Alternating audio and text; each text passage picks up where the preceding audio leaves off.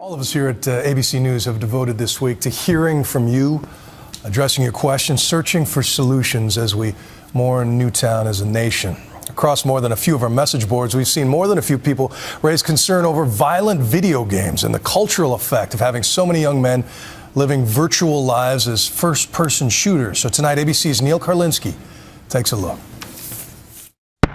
Across the country this week, America's love affair with violence is under the microscope. Two of Hollywood's hottest new releases, both shoot-'em-ups, Jack Reacher and Django Unchained. Last chance, fancy pants. Very well. Canceled premieres out of respect. Then came a nighttime TV ad for the video game Hitman Absolution, which led former top Obama advisor David Axelrod to tweet, "Shouldn't we also quit marketing murder as a game?" But while the adults were asking questions, America's kids went on their daily shooting spree. It is virtual violence, in this case playing one of the most popular, profitable, and most violent games, Call of Duty, a so-called first-person shooter, because the player takes on a killer's point of view. But is this just good fun, or is an entire generation being trained and desensitized to the act of shooting people? Some people just go crazy, just yelling. Thomas Pantig and Stephen Lloyd are typical of many in their generation. Good jobs by day, obsessed with Call of Duty when they get home. Dr. Chris Ferguson has conducted a series of multi-year studies of 11 to 18-year-olds to find out what violent games do to them. His conclusion?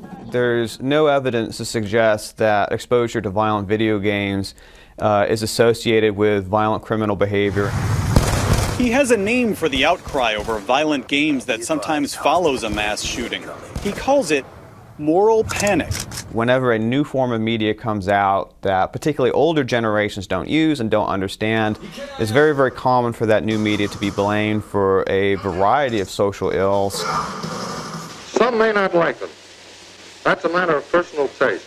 In the 1950s, it was comic books and a full Senate hearing over the belief that they were making America's kids turn violent. What are we afraid of? Are we afraid of our own children?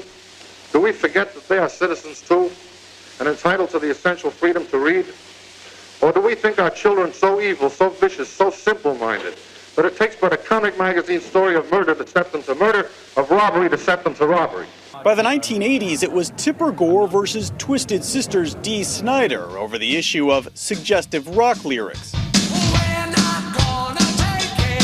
Why do you think there is so much sadomasochism and bondage in some of these new songs? Ms. Gore was looking for sadomasochism and bondage, and she found it. But Dr. Victor Strasburger says today's video games are different, more real, more intense than anything that's come before. He supports this American Academy of Pediatrics finding. The evidence is now clear and convincing. Media violence is one of the causal factors of real-life violence and aggression. Kids spend an incredible amount of time with the media, 7 to 11 hours a day. They see increasingly violent media. We all acknowledge that the media have an impact. Why in this country would we spend $250 billion a year on advertising if we didn't think advertising affected people? So whose research to believe? Who to judge? The U.S. Supreme Court already has. In striking down California's attempt at a violent video game law, the court had this to say about studies linking games to violent behavior. These studies have been rejected by every court to consider them, and with good reason. They do not prove that violent video games cause minors to act aggressively. Bonnie Ross, a mother of 2 young children with her own concerns, also happens to run one of the most successful first-person shooter games around, Halo 4. And while it's far more tame than the violent games many point fingers at, Ross's advice is the same. What do you say to parents who worry it's too violent, it's not good for the kids? What I recommend is your kids are going to play games, play it with them, so that you can really be there to answer questions and help them through that. And then you have to make a decision as a parent what's right for you. Games, movies, music, comics, easy targets amidst a moral panic. As a society, if we focus in on the wrong issue, if we focus in on something that is a red herring, that is not going to help anybody, that can really distract the national conversation from serious issues. I'm Neil Karlinski for Nightline in Seattle.